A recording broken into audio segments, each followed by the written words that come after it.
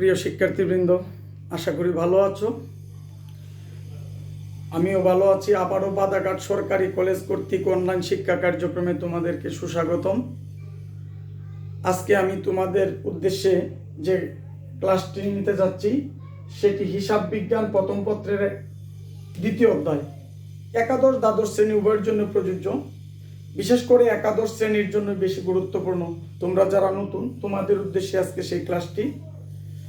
আমি তোমাদের গত ক্লাসে হিসাব সমীকরণ সম্পর্কে বিস্তারিত আলোচনা করেছি। তোমরা হিসাব সমীকরণ সম্পর্কে জেনেছ। হিসাব সমীকরণ একটি আর্থিক প্রতিষ্ঠানের মোট সম্পত্তির সমান মোট দায়। এখানে মোট দায়কে আমরা আবার দুই ভাগে ভাগ করে বুঝিয়েছি। মোট দায় বলতে একটি অন্তর্দায় এবং একটি বহির্দায়। অন্তর্দায় বলতে প্রতিষ্ঠানের ব্যবসা শুরুতে মালিক যখন তার নিজস্ব অর্থ অথবা কোনো স্থায়ী সম্পত্তি নিয়ে ব্যবসা বিনিয়োগ করে, সেটা প্রতিষ্ঠানের অন্তর্দায়। অন্যদিকে ব্যাংক থেকে ঋণ বা কারোর নিকট থেকে পণ্য বাকিতে ক্রয় করে, অর্থাৎ তৃতীয় পক্ষ যে ব্যবসা প্রতিষ্ঠানের নিকট যে দায়, সেটা বহির্দায় হিসাবে পরিচিত। আজকে আমি তোমাদের উদ্দেশ্যে যে জিনিসটা নিয়ে আলোচনা করব, আমেরিকান পদ্ধতি অনুযায়ী হিসাবকে আমরা 5টা ভাগে ভাগ করতে পারি। সেই হিসাব সমীকরণ পদ্ধতি অনুযায়ী কিভাবে লেনদেনের ডেবিট ক্রেডিট নির্ণয় করতে হয় তা নিয়ে আমি আজকে আলোচনা করব। আশা করি তোমরা সেটা ভালোভাবে খাতা লিপিবদ্ধ করে নিবে এবং উপলব্ধি করবে। তা থেকে তোমরা সহজেই একটি লেনদেনের ডেবিট ক্রেডিট নির্ণয় করতে পারবে। শিক্ষার্থীবৃন্দ, হিসাব সমীকরণ পদ্ধতিতে ডেবিট ক্রেডিট নির্ণয়। আমেরিকান পদ্ধতি অনুযায়ী হিসাব সমীকরণের উপাদান সমূহ তথা হিসাবকে নিম্নোক্ত 5টি ভাগে ভাগ করা যায়। তাহলে হিসাবকে আমরা 5টি ভাগে ভাগ করা যায়, যেমন যথা সম্পদ হিসাব, 2 নম্বরে আমরা বলতে পারি দায় হিসাব, 3 নম্বরে বলতে পারি মালিকানা সত্ত্ব বা মূলধন হিসাব, মালিকানা সত্ত্ব বা মূলধন হিসাব, 4 নম্বরে আমরা বলতে পারি আয় হিসাব এবং ব্যয় হিসাব। তাহলে আমরা আমেরিকান পদ্ধতি অনুযায়ী হিসাবকে 5 ভাগে ভাগ করতে পারি। সনাতন পদ্ধতিতে হিসাব ছিল 3 প্রকার। সেটা তোমরা পাঠ্য বইগুলো ভালোভাবে অনুশীলন করবে, সেখান থেকে তোমরা আরো পূর্ণ জ্ঞান অর্জন করতে পারবে। কিন্তু বর্তমান পদ্ধতিতে বা সমীকরণ পদ্ধতিতে হিসাবকে আমরা নিম্নোক্ত 5টা ভাগে ভাগ করতে পারি: সম্পদ হিসাব, দায় হিসাব, মালিকানা সত্ত্ব বা মূলধন হিসাব, আয় হিসাব এবং ব্যয় হিসাব। আজকে আমি যে জিনিসটা নিয়ে তোমাদের সাথে আলোচনা করতেছি সেটি হলো হিসাব সমীকরণ। হিসাব সমীকরণ পদ্ধতিতে ডেবিট ক্রেডিট নির্ণয়। ডেবিট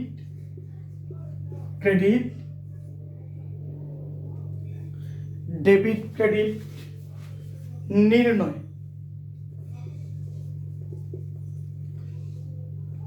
তোমরা পূর্বে জেনেছ সুবিধা গ্রহণকারী পক্ষটি ডেবিট আর সুবিধা দানকারী পক্ষটি ক্রেডিট। তাহলে প্রথমেই আমার যে জিনিসটা আসতেছে সম্পদের ক্ষেত্রে একটু খেয়াল করো। সম্পদের ক্ষেত্রে আমরা বলতে পারি সম্পদ বৃদ্ধি পেলে ডেবিট হবে। সম্পদ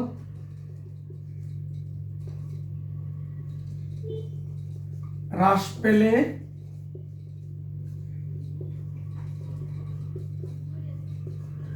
ক্রেডিট হবে।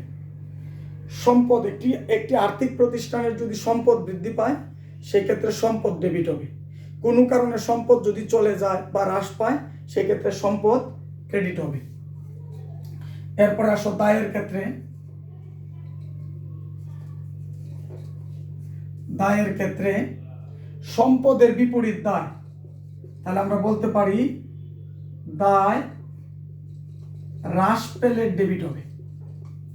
দায় হ্রাস পেলে ডেবিট হবে। দায়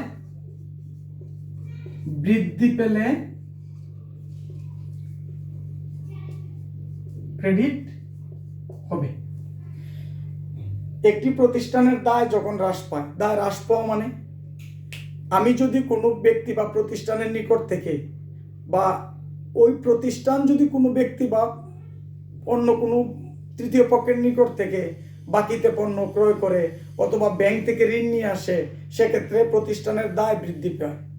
কিন্তু প্রতিষ্ঠান যদি ওই ব্যাংকের ঋণ অথবা অন্য কোনো পক্ষের পাওনা অর্থ পরিশোধ করে সেক্ষেত্রে দায় হ্রাস পায়। দায় হ্রাস পেলে ডেবিট, দায় বৃদ্ধি পেলে হবে ক্রেডিট। তাহলে সেটি তোমরা ভালোভাবে খাতা তুলে নাও। আমি এখানে সম্পদ এবং দায় নিয়ে আলোচনা করেছি। পরে আসতেছে আমার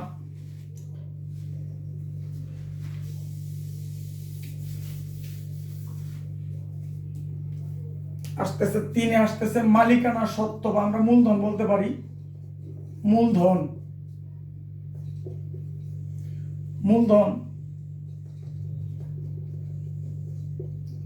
মূলধন হ্রাস পেলে ডেবিট। মূলধন হ্রাস পেলে ডেবিট হবে। মূলধন বৃদ্ধি পেলে ক্রেডিট হবে। তাহলে তোমরা সেটা খাতায় ভালোভাবে তুলে নাও। একটি প্রতিষ্ঠানে মূলধন যদি বৃদ্ধি পায় সেক্ষেত্রে হয় ক্রেডিট, আর মূলধন যদি হ্রাস পায় সেক্ষেত্রে হবে ডেবিট। এরপরে আমরা আসি আয়ের ক্ষেত্রে। আয়, কোনো আর্থিক প্রতিষ্ঠানের আয় হ্রাস পেলে ডেবিট। অর্থাৎ আয় কমলে ডেবিট হবে। আবার আয় বৃদ্ধি পেলে ক্রেডিট হবে। তাহলে তোমরা খেয়াল করে দেখো, আয় বৃদ্ধি পেলে ক্রেডিট আর আয় হ্রাস পেলে হবে ডেবিট। আয়ের বিপরীত কি আমরা বলতে পারি ব্যয়। আমার একটা হিসাব আছে ব্যয় হিসাব। আয়ের বিপরীত ব্যয় বৃদ্ধি পেলে ডেবিট হবে। ব্যয় বৃদ্ধি পেলে ডেবিট হবে। ব্যয় হ্রাস পেলে ক্রেডিট হবে। তাহলে আমরা শিখলাম হিসাব 5 প্রকার। সম্পদ বৃদ্ধি পেলে ডেবিট, হ্রাস পেলে ক্রেডিট। দায় হ্রাস পেলে ডেবিট, দায় বৃদ্ধি পেলে ক্রেডিট। মূলধন হ্রাস পেলে ডেবিট, বৃদ্ধি পেলে ক্রেডিট। আয় হ্রাস পেলে ডেবিট, বৃদ্ধি পেলে ক্রেডিট। ব্যয় বৃদ্ধি পেলে ডেবিট এবং হ্রাস পেলে ক্রেডিট। এখানে আমরা একটা কথা লিখেছিলাম মালিকানা সত্ত্ব। এই মালিকানা সত্ত্ব আমরা একটা বর্ধিত রূপ বলে দিয়েছিলাম। মালিকানা সত্ত্বের সাথে উত্তোলনের একটা সম্পর্ক রয়েছে। আমরা আরেকটা জিনিস লিখে নিতে পারি।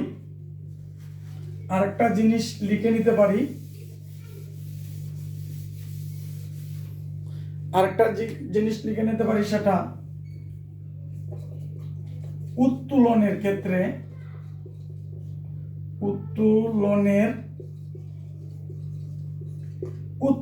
ক্ষেত্রে বৃদ্ধি পেলে ডেবিট,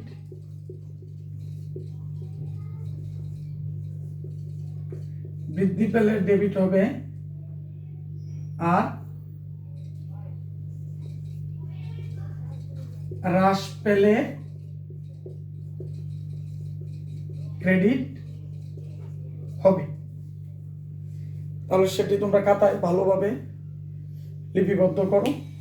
এই হিসাব সম্পর্কিত প্রত্যেকটা হিসাবের যদি তুমি ডেবিট ক্রেডিট নির্ণয় করতে পারো, তাহলে একটি লেনদেন সংগঠিত হওয়ার সাথে সাথে নির্দিষ্ট তারিখ অনুযায়ী সেটাকে তুমি ডেবিট ক্রেডিট নির্ণয় করে জাবেদা লিপিবদ্ধ করতে পারবে। যে কোনো গাণিতিক সমস্যা, হিসাব বিজ্ঞানের গাণিতিক সমস্যার সমাধানের ক্ষেত্রে একটি প্রতিষ্ঠানের লেনদেনকে যদি তুমি ডেবিট ক্রেডিট নির্ণয় করতে পারো, তাহলে যে কোনো সমস্যা তুমি সহজেই সমাধান করতে পারবে। সেটা তোমরা খাতায় তুলে নাও।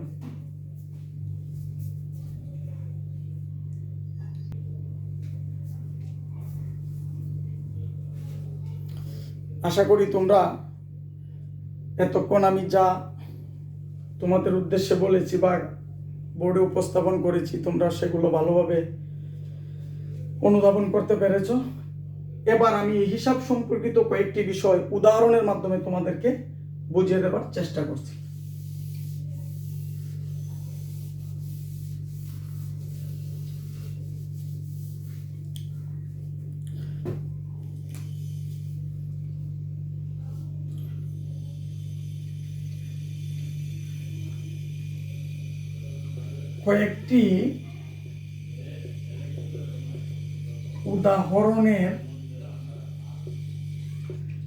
কয়েকটি উদাহরণের সাহায্যে বিষয়টি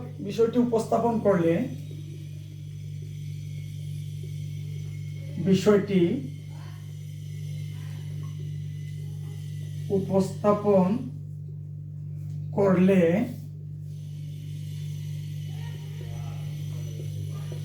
আশা করি তোমরা সহজে লেনদেনকে জাবেদা লিপিবদ্ধ করতে পারবে। তোমরা সহজে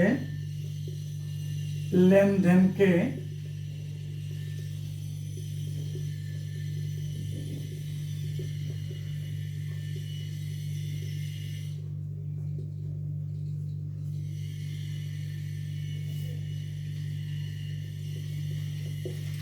কয়েকটি উদাহরণের সাহায্যে পূর্বের যে বিষয়গুলো নিয়ে আলোচনা করেছি সেটি যদি আমি উপস্থাপন করি, তোমরা সহজেই সেই লেনদেনগুলোকে জাবেদায় লিপিবদ্ধ করতে পারবে।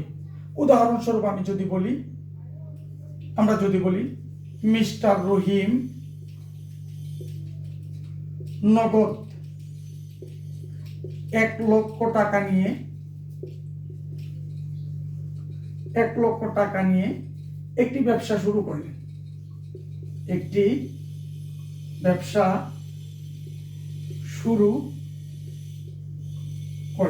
খেয়াল করো, তোমরা একটু ভালোভাবে খেয়াল করো। মিস্টার রহিম নামে এক ব্যক্তি কোনো মাসের শুরুতে বা বছরের শুরুতে নগদ 1 লক্ষ টাকা নিয়ে একটা ব্যবসা শুরু করবে। এক্ষেত্রে আমি কি করতে পারি? এক্ষেত্রে নগদ, দেখেন এখানে একটি প্রতিষ্ঠানে যখন সে নগদ 1 লক্ষ টাকা নিয়ে আসলো, তখন উক্ত প্রতিষ্ঠানের নগদ অর্থ অর্থাৎ সম্পদ বৃদ্ধি পেয়েছে।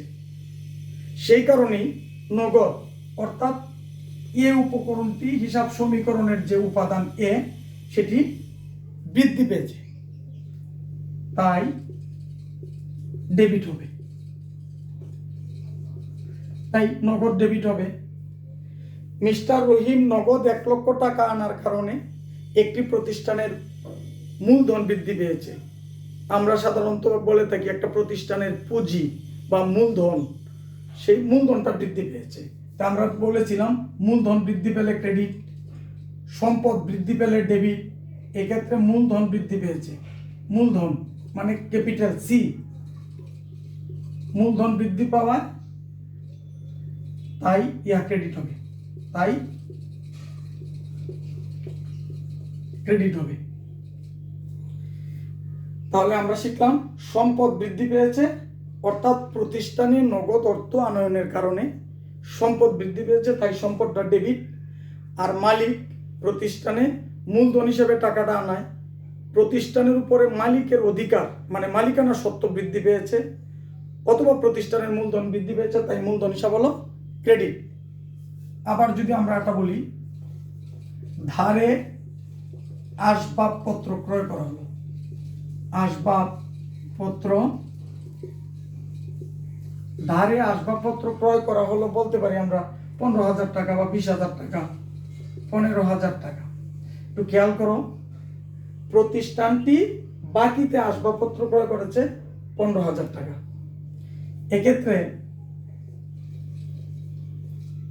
এক্ষেত্রে আসবাবপত্র একটি প্রতিষ্ঠানে ফার্নিচার, চেয়ার টেবিল থেকে শুরু করে আলমারি বা বিভিন্ন র্যাক যেগুলোর মধ্যে মাল রাখে সেগুলো সম্পদ।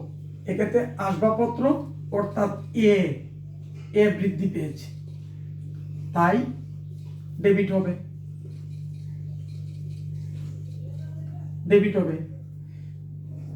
এক্ষেত্রে যেহেতু সে বাকিতে ক্রয় করেছে মানে ধারে, তাহলে ধারে ক্রয় করলে এখানে একটা এই প্রতিষ্ঠানের নিকট বাইরের পক্ষের একটা পাওনা সৃষ্টি হয়েছে, তাহলে বা দেনা সৃষ্টি হয়েছে। আমরা বলতে পারি প্রদেয় হিসাব বা পাওনাদার বলতে পারি, প্রদেয় হিসাব বা পাওনাদার অর্থাৎ এল মানে লাইবিলিটি বৃদ্ধি পেয়েছে তাই ক্রেডিট হবে।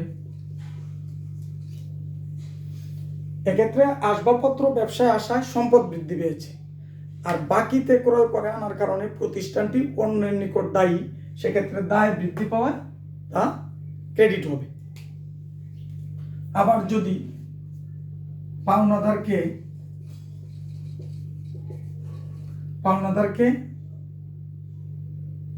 10,000 টাকা পরিশোধ করা হয়, 10,000 টাকা পরিশোধ করা হয়, এক্ষেত্রে হবে প্রদেয় হিসাব বা পাওনাদার এল হ্রাস যে কারণে তাই ডেবিট হবে।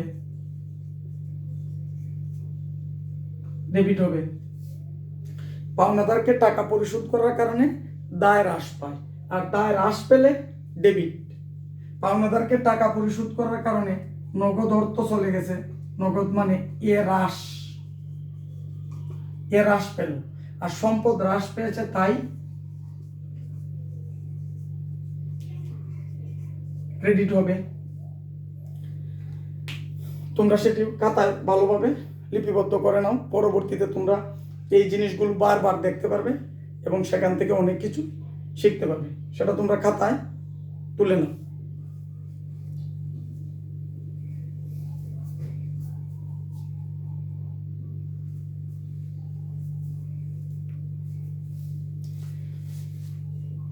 আশা করি তোমরা সেটা খাতায় তুলে নিয়েছো। আমি আর দুটি জিনিস দেখিয়ে শেষ করব। পরবর্তীতে ছিল আমরা সম্পদ শিখলাম, দায় শিখলাম। এবার যদি আমি ব্যয়ের কথা চিন্তা করি, আমরা যদি ব্যয় হিসাবকে ধরি, যেমন নগদে ভাড়া পরিশোধ করা হলো,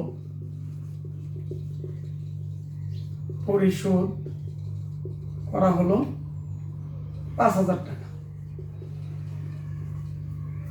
অর্থাৎ যে প্রতিষ্ঠানটি বা যে ব্যবসাটি পরিচালিত হচ্ছে একটা ভাড়ার দোকানে আছে, সেই প্রতিষ্ঠানটির ভাড়া পরিশোধ করা হলো 5,000 টাকা। তাহলে একটা প্রতিষ্ঠানের যদি ভাড়া দিতে হয়, কর্মচারীর বেতন দিতে হয়, ভাড়াটা আমরা জানি একটা ব্যয়। এক্ষেত্রে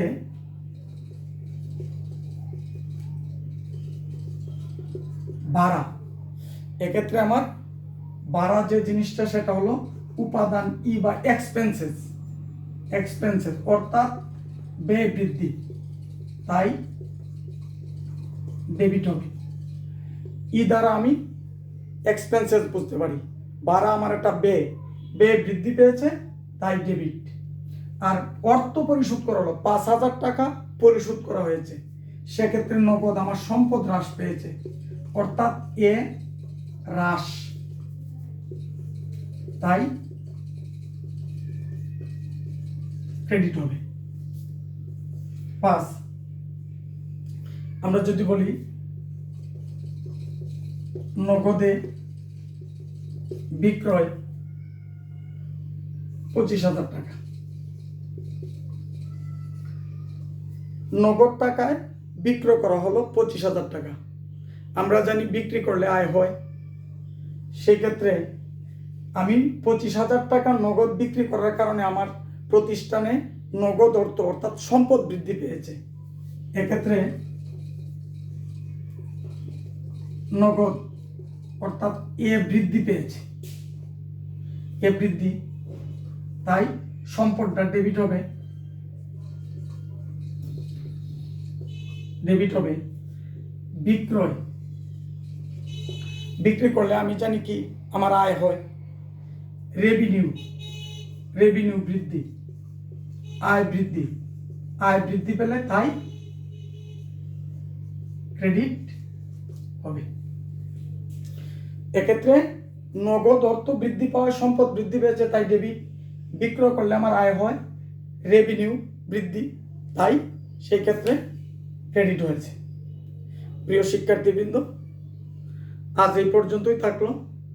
তোমরা এই বিষয়গুলা তোমাদের বইয়ে ভালোভাবে আরও দেওয়া আছে, তোমরা সেখান থেকে অনেক অনেক বেশি স্টাডি করবে, যার থেকে তোমরা পরবর্তী যে ক্লাসে আমরা যাব সেই ক্লাসগুলোতে তোমরা ভালো কিছু নিজেরাই পারবে।